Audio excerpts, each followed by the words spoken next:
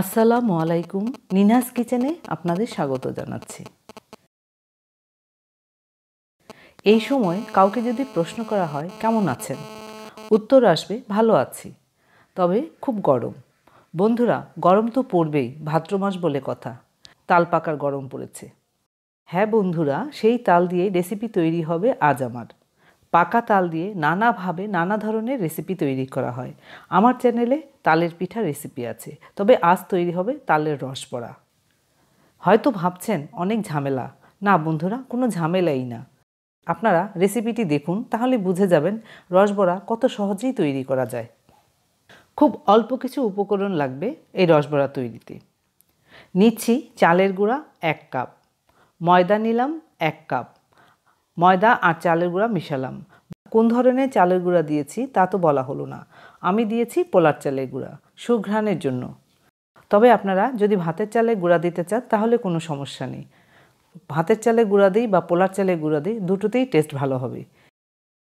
এবার দিচ্ছি হলো তালের গুঁড়া। তাল পানি দিয়ে গুলিয়ে ঝরা দিয়ে নিয়েছি।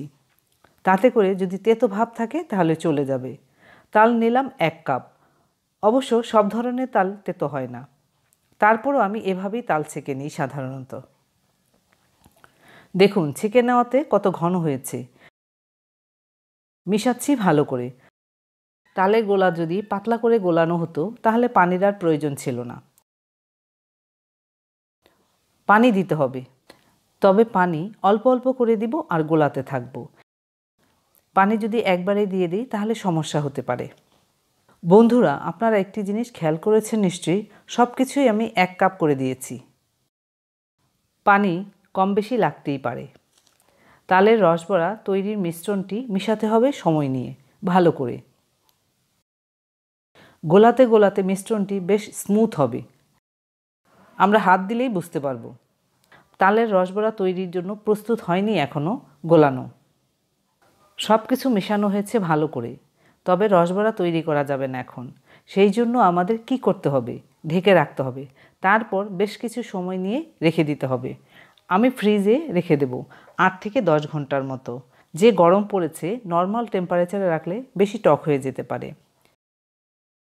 তবে এখানে কথা আছে, ফ্রিজ থেকে বের করে নর্মাল টেম্পারেচার এনে রসবড়া তৈরি করতে হবে। আমি ফ্রিজ থেকে বের করে নর্মাল করে নিয়েছি। দেখতে পাচ্ছি অনেকটা ফুলে গিয়েছে। নির্দিষ্ট সময়ে রেখে রসবড়া তৈরি করতে হবে, তাই তো সময় নিয়ে রেখেছিলাম। লবণ দেওয়া হয়নি এখনও, দিলাম লবণ অল্প করে। লবণ মিশাচ্ছি আর কীরকম হয়েছে মিশ্রণটি তা বুঝতে পারছি। আমি দেখিয়ে দিলাম যতটা পারা যায় সহজভাবে। এবার আপনারা তৈরি করে নিতে পারেন। এই রসবড়া তৈরি মিশ্রণটি এইরকমই হতে হবে, তবেই না রসবড়া সঠিকভাবে তৈরি হবে। ময়দার সাথে চালের গুঁড়া না দিতে চাইলে বেসন দেওয়া যেতে পারে, আবার বেসনও যদি না দেন তাহলে শুধু ময়দা দিয়েও করা যেতে পারে। মিশ্রণটি রেখে দিচ্ছি। এবার চিনি শিরা তৈরি করে নিচ্ছি। চিনি দিচ্ছি 2 কাপ আর পানি দিচ্ছি 1 কাপ। চিনি গলিয়ে নিচ্ছি। আমি লাল চিনি ব্যবহার করলাম। এই রসবড়া বাইরেটা খেতে হবে মুচমুচে আর ভেতরটা হবে রসালো। আপনারা রেসিপিটা দেখুন, তাহলেই বুঝে যাবেন রসবড়া কত সহজেই তৈরি করা যায়। শিরাতে দিচ্ছি 2টি এলাচ, 1 টুকরো দারুচিনি। চুলার আঁচ মাঝামাঝি রেখে শিরা তৈরি করছি। সুন্দর ঘ্রাণ হবে। ইচ্ছে না হলে বাদ দিতে পারেন, আবার ইচ্ছে হলে তেজপাতাও ব্যবহার করতে পারেন, যার যেটা ইচ্ছে। চুলার আঁচ মাঝামাঝি রেখে শিরা তৈরি করে নিচ্ছি। রসবড়ার জন্য শিরা সঠিকভাবে তৈরি করাও জরুরি।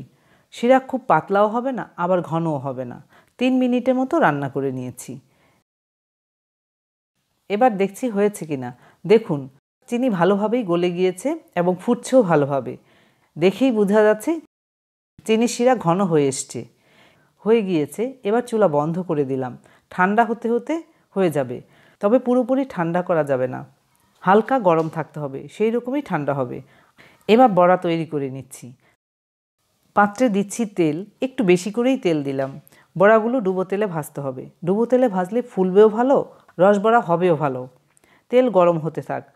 আবারও দেখাচ্ছি কীরকম হয়েছে তালের মিশ্রণ। এইরকম হতে হবে তালের মিশ্রণ। অনেকটা জিলিপির ব্যাটারের মতো। তাহলে রসবড়া তৈরি ঠিকঠাকভাবে হবে। এর মধ্যে তেলও গরম হয়েছে। তেল খুব বেশি গরম হলে পিঠার উপরটা পুড়ে যাবে, ভেতরটা ভালো হবে না। এভাবে সাবধানে তেলে ছেড়ে দিতে হবে।